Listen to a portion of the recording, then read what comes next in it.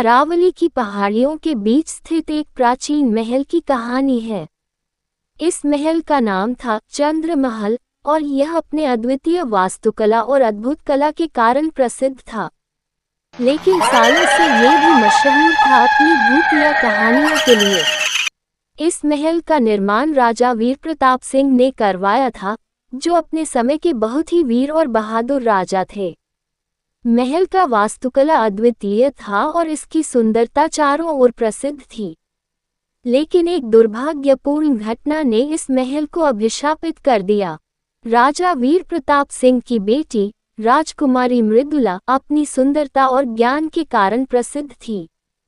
वह बहुत ही दयालु और स्नेही थी और अपने पिता के लिए प्रेरणा स्रोत थी। लेकिन एक दिन एक पड़ोसी राज्य के राजा, जो अधर्मी और ईर्ष्यालु था, ने चंद्रमहल पर आक्रमण करने की योजना बनाई। रात का समय था और महल में उत्सव का माहौल था। राजा वीर प्रताप सिंह ने अपनी बेटी की बुद्धिमानी और साहस को देखकर उसे राजमहल की सुरक्षा का भार सौंप दिया था। उसी रात आक्रमणकारी राजा ने चुपके से महल में प्रवेश किया और एक भीषण युद्ध छिड़ गया। राजकुमारी मृदुला ने अपनी वीरता और साहस से धूर्त राजा का सामना किया।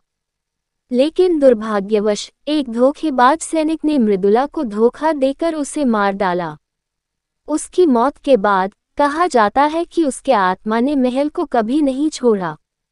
उसकी आत्मा महल के हर कोने में महसूस की जाती थी। महलों में रात होते ही राजा वीर प्रताप सिंह ने देखा कि उनकी बेटी की आत्मा रोते हुए महल के गलियारों में घूमती थी। कई सेवकों ने भी बताया कि उन्होंने मृदुला को महल में देखा है। लोगों की डर से महल धीरे धीरे खाली हो गया और वीरान हो गया। सालों बाद एक युवा पुरातत्वविद, जिसका नाम था अर्जुन, चंद्रमहल की कहानियों से बहुत प्रभावित हुआ।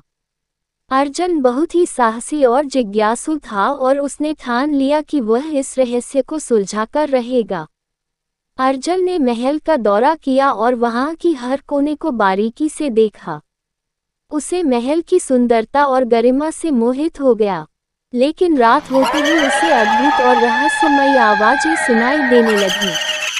अर्जुन निडर था, उसने उन आवाजों का पीछा करना शुरू किया। रात के बीच अर्जुन ने राजकुमारी मृदुला की आत्मा को देखा। वह आत्मा ध्वस्त और पीड़ित दिखाई दी। अर्जुन ने उसके साथ बातचीत करने की कोशिश की और उसे निडरता से आश्वासन दिया कि वह उसकी मदद करेगा।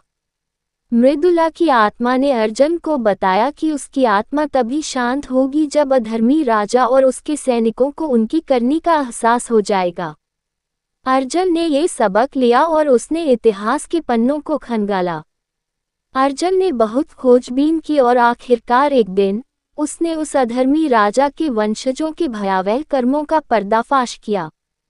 वह सबूत लेकर चंद्रमहल लौटा और वहां एक बड़ा अनुष्ठान कर मृदुला की आत्मा को शांति दी।